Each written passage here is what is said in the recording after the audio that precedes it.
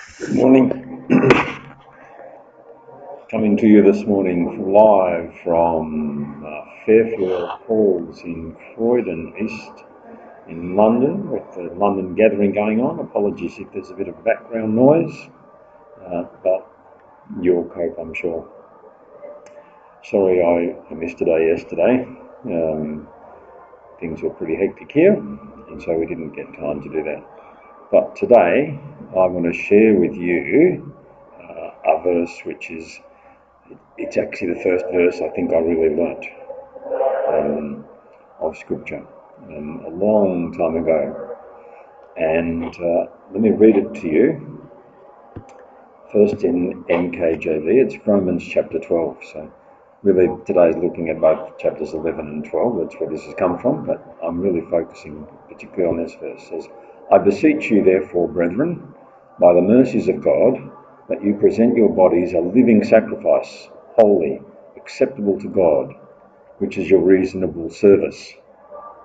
Now, I always find that slightly disappointing when I read that in the NKJV, because it doesn't have the same sense to me as what I learned, which was something similar to this, but not exactly. It was NIV where I learned it, where it says, therefore I urge you, brothers and sisters, in view of God's mercy, to offer your bodies as a living sacrifice, holy and pleasing to God. This is your true and proper worship.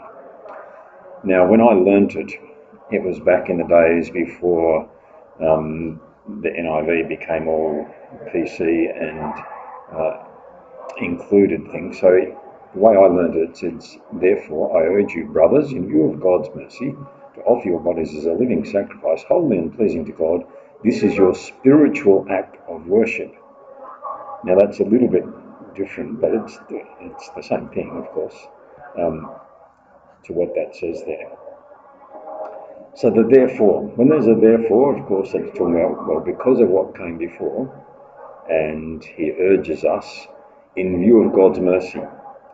Now, chapter 11 was all about how, yes, the Jews had been rejected because they'd not accepted Jesus, but that rejection was not final and total. And there's even a warning in there for us as Gentiles to say, let's not get carried away and thinking, well, that means we're okay, we've got it all worked out. But if we start to behave like the Gentiles, then we too will have our branches cut off, and we will be cut off from the vine. And so Paul is referring back to the mercy of God, in view of God's mercies, and encouraging us, and then saying to offer our bodies as a living sacrifice, holy and pleasing to God. This is your true and proper worship. Now, what does that mean, to offer your body as a living sacrifice? And so I looked at a couple of the other versions as well, and if we look at the NLT, it says, I plead with you, give your bodies to God because of all he's done for you. Let them be a living and holy sacrifice, the kind he finds acceptable. This is truly the way to worship him. But the one that was really helpful, I think, is this one here, which is from the Message.